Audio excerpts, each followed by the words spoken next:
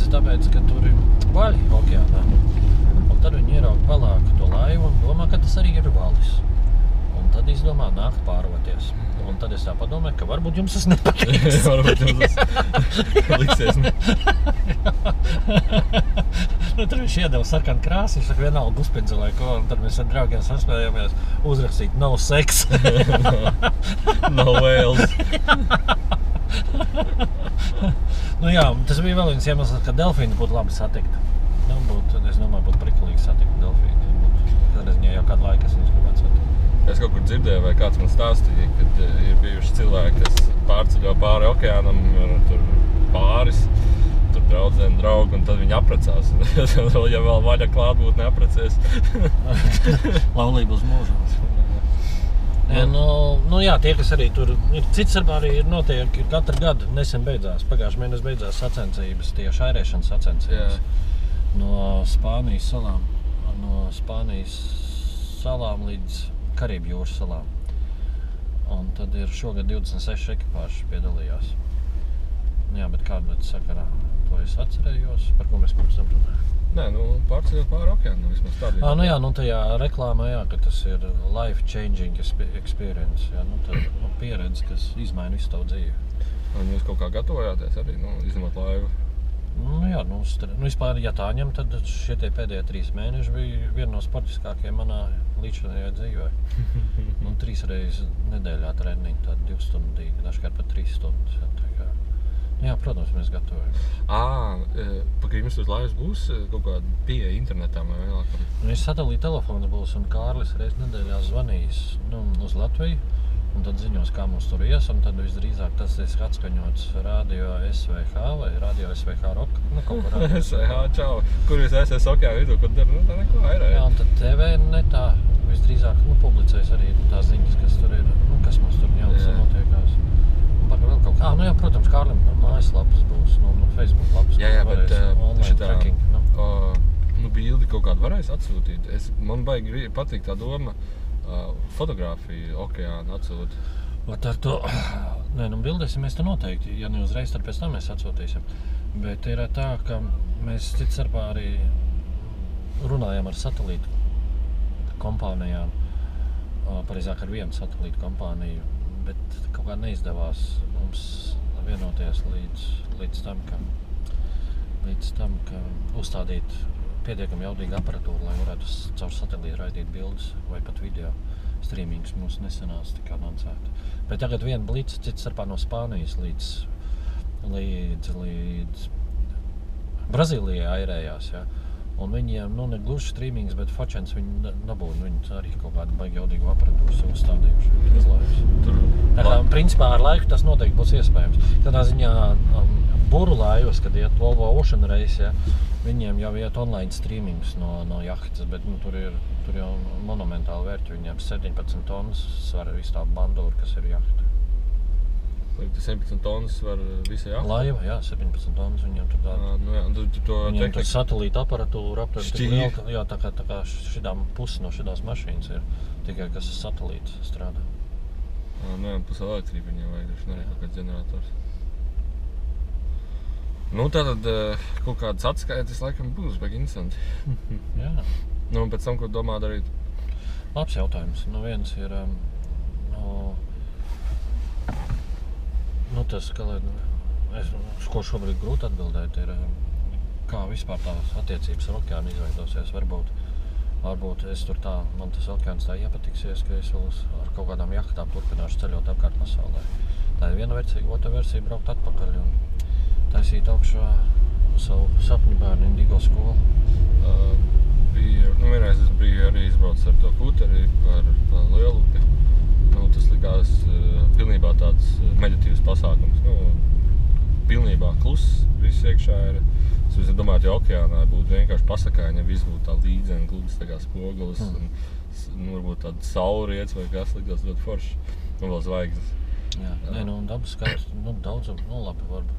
Es domāju, tur būs ļoti interesanti, gan mākoņi, gan lietus līs, ja, vai negais, vai viņi, saulēkts, saulrietis, Jā, un plus vēl arī dienvidu puslodi ir labāk pagriezt pret to galērtikas centru, ko sauc par Pienas ceļu. Un vispār tā ir dienvidu puslodi, ja, tur pavisam cita zvaigznāja, tur citi zvaigznāji redzami. Cita zvaigznes. Tās pašas tikai savādākas. Uz citu pusi viss tas pagriezies. Gribēju kaut ko... un tā smiekla joga un tu kaut kādu grāmatu vai kaut kādas, nezinu, memorārus tu tur domā rakstīt? Jā, es jau sācu rakstīt grāmatu par to. Es vispār nezinu, par ko viņi izvērtīsies tā grāmata. Es pagaidām rakstu tikai to, kas man prātā ienāk vienalga. Un katrā jauna rinkopa sākās, un es airēju.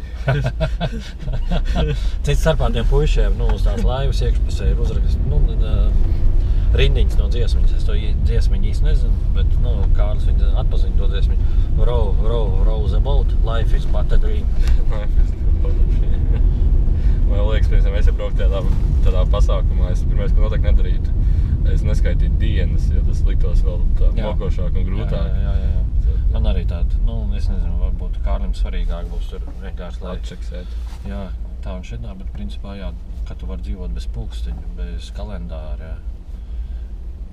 tas ir. Bez sasaists ar, nezinu, ar kaut kādiem laiktelpas matrici, tas ir. Forši, tūlīt jāiet ir uz filmu Kung Fu Panda. Es apzīju, kādā tā filma patika.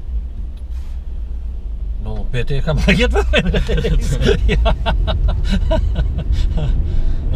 Viņa, teiksim, no 3 pandām, man liekas, mazāk veiksmīgi ir otrā panda. Šī ir, tur daudz kas interesants ar krīvsēs. Vispār pārsteidzoši, ka Hollywood kaut ko var arī saprātīgi uzfilmēt.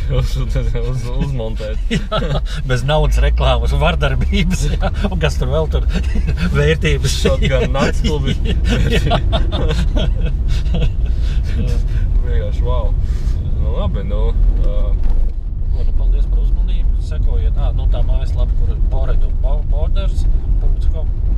Tad arī tur uz Facebook lapu var iziet un tā kaut kā. Kas gribas. Kuriem interesē. Labi. Jā, nav tas viss tik formāli, bet aizraujoši pavisam noteikti. Apsardz, ne? Nevajag man apsardz. Saņemiet talonu. Laikam aizņemts. Ko es varu pateikt? Kaut kāda klusība arī bija doma braukt. Arī kaut kāda, pat vienbrīd bija doma, moši kurāt līdzi braukt, vienkārši atslēgties varētu teikt, no tās pasaules, kur tev visu dienu tiek pumpēt, vienalga visu. Un tad es domāju, bet 90 dienas aerolaivā? Nezinu. Varbūt, piemēram, atslēgties, bet varbūt nedaudz lielākā laivā. Kaut nedaudz lielākā. Un es domāju, jā. Tā doma, kad vienkārši no Rīgas kaut vai aizvākties projām uz kaut kādiem klusākām vietām, tas gan ir ļoti interesanti. Tā kā man baigi interesēja, kas no tā viss ceļojuma sanāks. Paldies par klausīšanos un airējam. Tā, šodien mēs braucam divatā. Un šis cilvēks brauks arī divatā pāri okeānam ar airlaivu. Cik dienām? Pēc 4 dienām izlidojumu. Un šitādā pašā laikā? Mākoņi, lietas. Vai tur būs savādāks laiks? Tajā mēs izlidojam uz Namībiju. Un tad Namībijas tajā ostiņā, kurā mēs pēc nedēļas, mazāk nekā pēc nedēļas taisamies nonākt, tur vispār miglainu laiku. Vēl labāk. Un tad tas runā, ka tur, kad tu nezinu, kaut kādā gabalu jūrā pabrauc, tad tā migla beidzās. Bet principā tas ir 26. dienvidu platuma grāds, un tas ir tropi, subtropi, nezinu, kā viņi tur. Kurā pasaules malā vispār tas ir? Mēs sāksim Namībiju, tā ir pasaules viena no retāk apdzīvotām valstīm, Un tas ir vissausākais tuksnesis pasaulē, Namībija. Ļoti skaists tuksnesis. Skan ideāli tieši priekš laivas ārēšanas. Nu jā, viņš tur. Tas starpā, tie, kas ir redzējuši filmu Samsāra, tad tur sākotnēji, kur ir tāda kadri, ka tuksnesis nāk iekšā mājās, nu tā kā pilsētiņā, tad tas ir tieši Ludarlicā, tā ir ostiņa, no kurienes mēs sāksim to ceļojumu. Bet ar ko jūs brauksiet? Jā, Okeāna Airlaiva ir tāda, faktiski nedaudz tāda industrija uz to strādā. Ir laiva, kas ir, var teikt, negrimstoša. Līdz šim. Līdz šim ir kaut kāda. To maršrutu, ko mēs taisamies ar Kārli izbraukt, līdz šim izbraukuši 2 cilvēki. Viens Brazīlis pirms gadiem 20 un vēl viens turks pirms gadiem 5. Un tad mēs taisamies izmantot Dienvidu Atlantijas straumi. Viņas sākās pie Dienvidāfrikas, tad iet līdz ekvatoram, un tad iet pa ekvatoru līdz Dienvidu Amerikai. Un tad, kad Brazīlija, viņi tiek saukt par Brazīlijas straumi, iet lejā uz, atpakaļ uz Dienvidu okeānu. Tādu loku izmet okeānā. Tad to straumu mēs taisamies izmantot un airīšiem piepalīdzēt. Piekoriģēt satiksmi. Bet, pagaid, tā laiva ir kāda? Viņa ir ar jumtu, bez jumta, viņa ir, negrimstoši, domā, viņa ir, tā kā... Viņa ar 2 kabīnēm, viena kabīne ir tagad gulēšanai, tā kabīnīte tāda nosacīta, tur 2 kvadrātmetru mošu kopā ir tajā kabīnītē. 1 kubikmetrs. Man liekas, 2 kubikmetru tur sanāks, varbūt 3, jā. Un tad priekšā ir tāda kabīnīte, tā kā noliktava. Un tad, ja kabīnītes lūkas ir aizvērtas, tad visu laiku tur ir gaiss iekšā, un viņš tā kā pludiņš turās virs ūdens. Un savukārt tā laivā, viņa finie laiva, un cits starpā šī laiva 3 reizes jau okeāna ir pārbraukuši. Pirmo reizi pirms gadiem 9. 2 sievietes pārbrauc. Vēl labāk. Tad ir pirms 3 gadiem, šķiet, ka pirms 3 gadiem 2 norvēģi pārbrauc. Un pagājuši vasara 2 austrāļi pārbrauc no Ņujorkas līdz Anglijā ar šo laivu. Un viņi pēdējie puiši 98 dienās veic attālu. Runājot par pieredzi, kāds ir tavs ar laivu iepriekš veiktā distance? Dīķis vismaz ir bijis. Īneša ezers. 30 minūtes. Un tad vienreiz, draugs uzaicinājāmies vienu nakti burājām no Rīgas līdz Angurei. Tā gājām. Es zinu, kas ir viļņi. Bet buras jau nebūs šitam. Šitam nav bura. Es ar tāliņu vienreiz Stokholmu pārbraucu. Bet tas... Jā, nav līdzinājā pieredze. Un faktiski tie, kas arī ir tur ar laivām braukuši, es teiktu, viņi pārsvarā visi ir ar nekādu okeāna pieredzi. Tas tāds samērā jauns, sporta izklaides piedzīvojumu veids. Jā, tu šeit daudz ir teikuši, ka tas ir pārāk riskanti vai kaut kas tam netieks. Jā. Bet vispār, šitas es tā kā savu draugu iespaidā. Pirms gada es droši vien arī tāpat teiktu. Jo, kaut kur vasarā, pagājušā gada jūlijā, man ienāca prātā, ka varbūt arī tas ir tā vērts. Tas ir tā vērts šito piedzīvojumu pieredzēt. Līdz tam jau es arī neko tur tā, kā lai to saka, ar baigo saprat, draugu idejas tā kā saprot, ja, bet, es viņu, man nebija tāda sajūsma par to braucienu, lai es pats piedalītos viņā, bet tad pēkšņi klikšķis notika, un tas viens no tiem klikšķiem bija tāds, tas ir gan vai tik neiespējami, ja, ka, ja šito var dabūt gatavu, tad jebko var dabūt gatavu. Ja šito var dabūt gatavu, tad pilnīgi jebko var dabūt gatavu. Un tas tā kā vienkārši, tā kā gan negluži tā kā izaicinājums, bet tā kā vēl viens ķeksītis. Jebkas ir iespējams. Pilnīgi jebkas. Arī ar laivu pārvar pār okeānam, arī tas ir iespējams. Tas ir viens. Un tad arī, draugi jau, kas zina, tad man ir, es tā bišķi ķerts uz vienu citu ceļojumu esmu. Un tad šitas tāds mazāks ceļojums, un tad šitas varētu būt tāds laba iesildīšanās pirms kāda lielāka ceļojuma. Tas Kārlis, jā? Jā. Viņš pēc tam teica, ka viņš grib klusiem okeānā pārpārvāt. Jā, šitas arī viņam ir treniņu brauciens. Treniņu brauciens. Viņš, viņa nākamais brauciens būs, kas no sanāk? Viņš uz Korejas olimpiādu arī taisās braukt ar laivu. Tas ir 18. gads.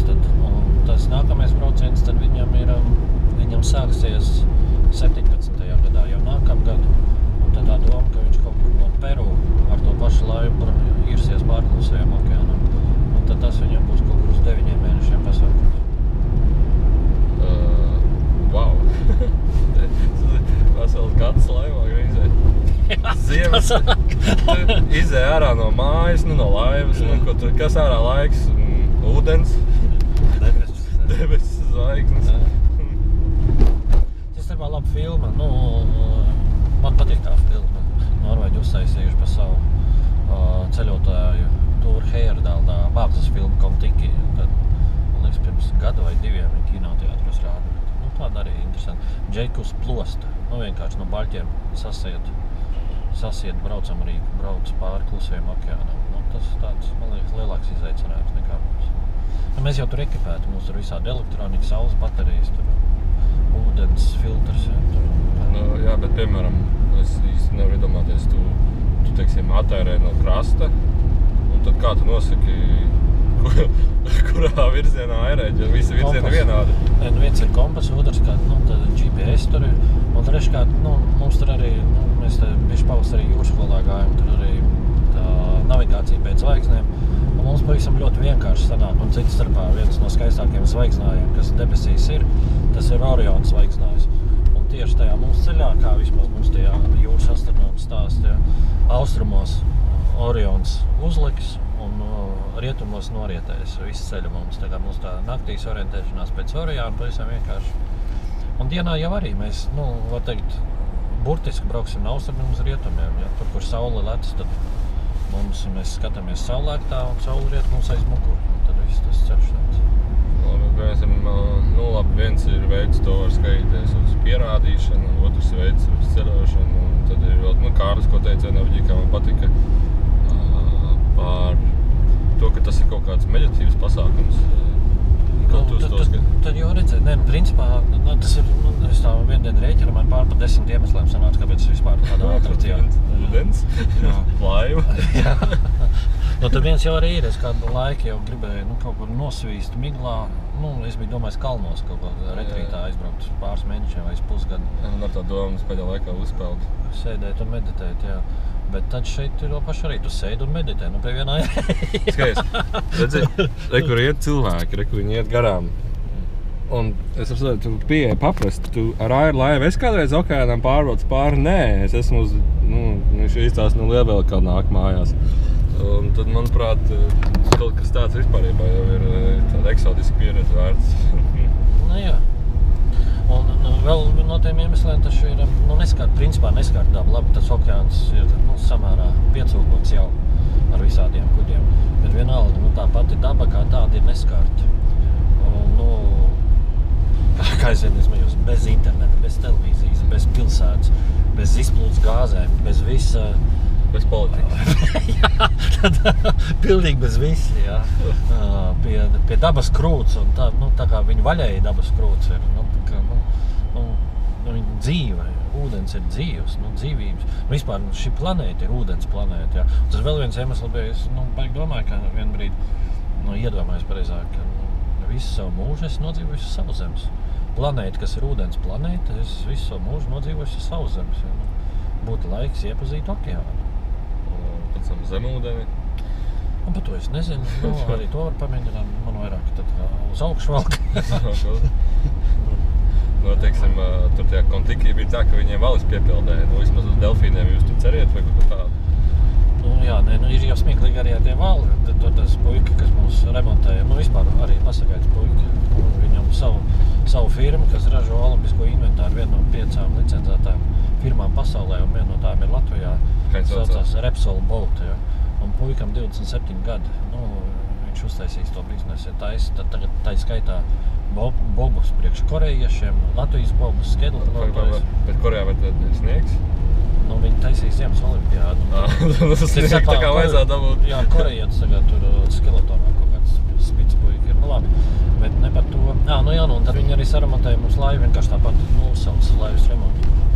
Jā, reklāma Repsolam. Superīgi. Jā, tā kā, ja jūs gribētu kādreiz pārvākt pāri okeānam, tad jūs zināt, kur jums uztaisīs laivu. Repsol būt, jā. Nu labi, bet tad viņš arī pirms mēs to laivu, ka pakojam iekšā konteinerī, iedod samaisīt tādu sarkanu krāsu. Viņš saka, priekš kā. Viņš saka, zini, jūsu laivu tas dibens ir pelēks. Bet es vakar YouTube'ā skatījos, ka,